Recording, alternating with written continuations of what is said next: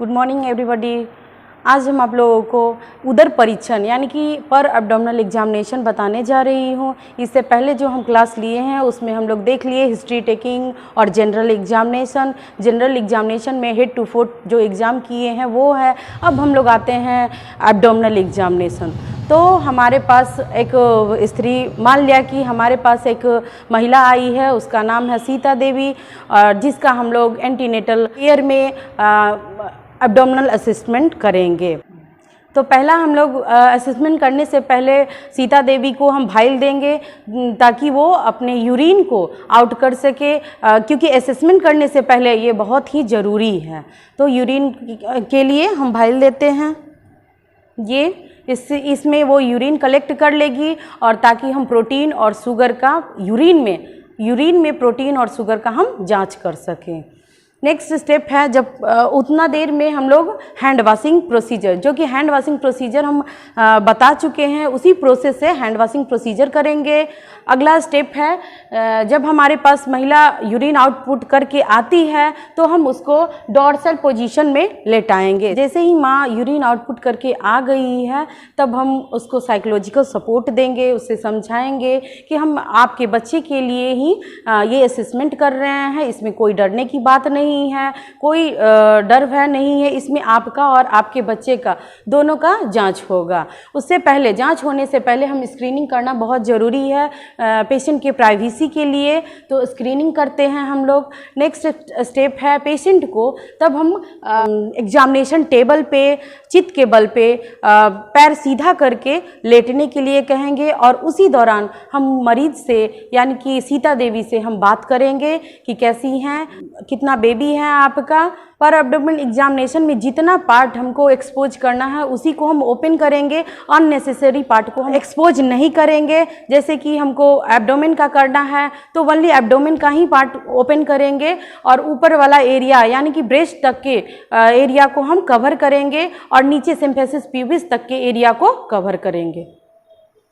तो देखिए आप लोग,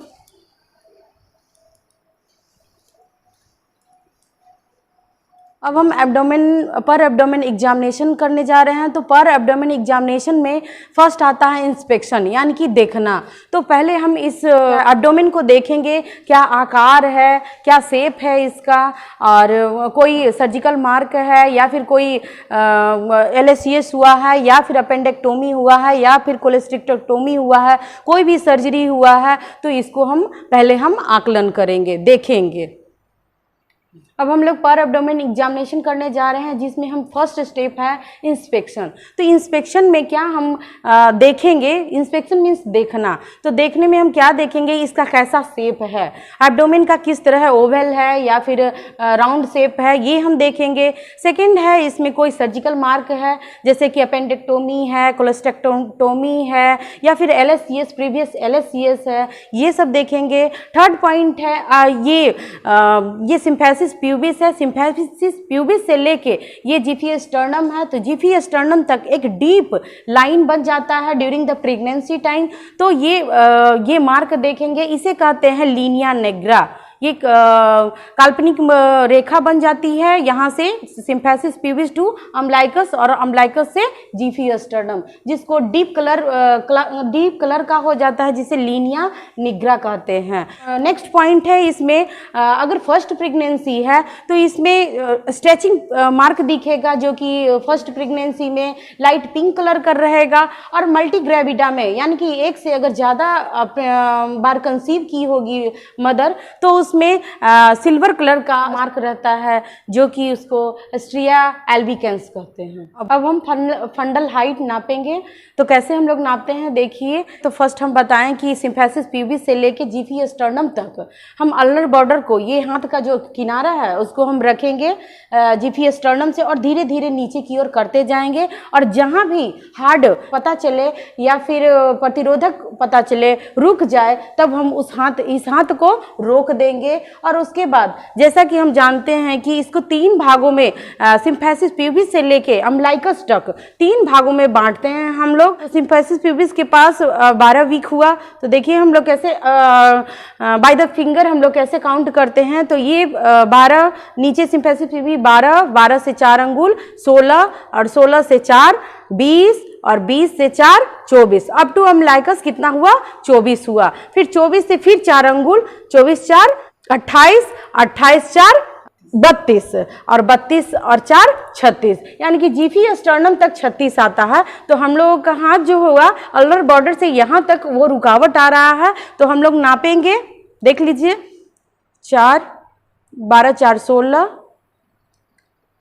16 4 20, 20 4 24, 24 4 28, 28 और 4 32, यानी कि 32 वीक का ये है। अब हम इंच टेप से इसका हम फंडल हाइट लेते हैं, जहाँ तक हाथ जो अल्नर बॉर्डर है वहाँ से लेके सिम्फेसिस प्यूबिस तक।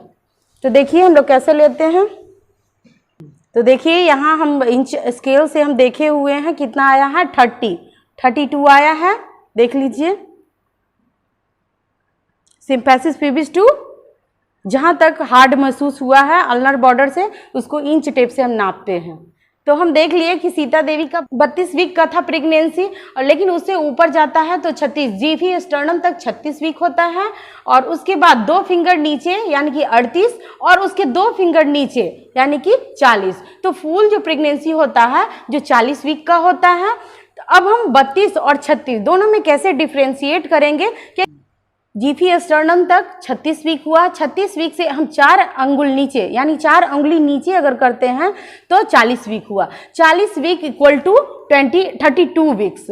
तो 32 वीक्स और 40 वीक में क्या अंतर रहेगा। तो 32 वीक वाला जो प्रेगनेंसी रहेगा वो लेटरल साइड यानी कि ये साइड खाली खाली रहेगा, और 40 वीक का जो प्रेगनेंसी रहेगा वो लेटरल साइड में भरा हुआ रहेगा। अब हम एब्डोमिनल पाल्पेशन में आते हैं। तो आप एब्डोमिनल पाल्पेशन का 4 ग्रिप होता है। फर्स्ट है फंडल पाल्पेशन, दूसरा है लेटरल पाल्पेशन और तीसरा है पेल्विक पाल्पेशन। तो पेल्विक पाल्पेशन में 2 चीज़ आता है, फर्स्ट पेल्विक ग्रिप और सेकंड पेल्विक ग्रिप। तो अब हम स्टार्ट करते हैं फंडल पाल्पेशन। फंडल पाल्पेशन से पहले हम अपने हाथों को थोड़ा रब कर लेंगे, क्योंकि अगर ठंडा का समय है तो जैसे ही हम फंडस के पास ले जाएंगे तो बच्चा क्या हो जाएगा, थोड़ा सा सिकुड़ जाएगा, जिससे कि फंडल ग्रिप लेने में हमको परेशानी होगी। इसलिए कि थोड़ा सा हाथ को रब कर लेंगे पहले, उसके बाद फंडस को हम दोनों हाथों से हम इस तरह से करके हम पाल्पेट करेंगे। तो फर्स्ट स्टर्नम के पास ले जाएंगे, जीफी स्टर्नम से दोनों अंगुली को, दोनों हाथों की अंगुली को हम सटाएंगे और उसके बाद नीचे की ओर करते जाएंगे। जहाँ भी हमको हार्ड ग्लोबुलर अगर पता चले यानी कि वो हेड है, और अगर सॉफ्ट और ब्रॉड दिखे तो बटक रहेगा। अगर कुछ नहीं है यानी कि ट्रांसवर्स लाई होगा। नेक्स्ट हम लेटरल पाल्पेशन करके हम बताते हैं। लेटरल पाल्पेशन कैसे करते हैं। तो ये मेरा लेफ्ट हैंड है जो जाएगा एक तरफ, और दूसरा हैंड है जो इस तरफ जाएगा, और लेफ्ट हैंड को थोड़ा सा प्रेस करेंगे, देन राइट हैंड से हम लेटरल साइड को पाल्पेट करेंगे, इस तरह से पाल्पेट करेंगे। अगर ये कंटिन्यूअस पता चले तो ये बैक होगा, और इधर नो, और उसी तरह से हम दूसरी तरफ करते हैं, दूसरी तरफ चेक करेंगे। तो ये राइट हैंड को हम थोड़ा सा दबाएंगे और देन लेफ्ट हैंड से इसको हम पाल्पेट करेंगे, घुमा के पाल्पेट करेंगे, महसूस करेंगे। इधर नो लाइक स्ट्रक्चर पता चलेगा तो ये हाथ पैर होगा। अब हम पेल्विक पाल्पेशन करते हैं। तो पेल्विक पाल्पेशन में 2 होता है, फर्स्ट पेल्विक ग्रिप और सेकंड पेल्विक ग्रिप। तो हम लोग फर्स्ट पेल्विक ग्रिप कैसे करते हैं देखिए। तो पेल्विक के एरिया को हम पकड़ेंगे, यहाँ पे एरिया में हार्ड में पार्ट को हम पहले आइडेंटिफाई करते हैं कि कौन सा पार्ट है। तो इस तरह से अगर हम मूवमेंट करेंगे और हमको हार्ड दिखेगा तो वो हेड आएगा, अगर सॉफ्ट रहेगा तो वो बटक्स रहेगा। तो नॉर्मली हेड नीचे रहता है, जिसको हम लोग सेफेलिक प्रेजेंटेशन कहते हैं। फर्स्ट पेल्विक ग्रिप में एक और चीज़ देखते हैं, जो कि अगर हेड अगर हम इस तरह से हाथ को पकड़े हुए और हेड को मूवमेंट करते हैं, अगर वो मूवमेंट हो रहा है यानी कि इंगेज नहीं है, अगर वो मूवमेंट नहीं हो रहा है देन वो फिक्स है यानी कि इंगेज है। सेकेंड पेल्विक ग्रिप में हम देखेंगे हाथों को, दोनों हाथों को हम धीरे धीरे पेल्विक एरिया में हम ले जाएंगे, ले जाके दोनों हाथों की अंगुलियां को एक दूसरे से जोड़ने का कोशिश करेंगे। अगर जुड़ जाता है यानी कि वो हेड है जो इंगेज नहीं हुआ है, फ्लोटिंग स्टेज में है। अगर दोनों हाथ अलग अलग है यानी कि वो जुड़ गया है यानी कि इंगेज हो गया, हेड है जो पेल्विक में जाके फिक्स हो गया है, इंगेज हो गया।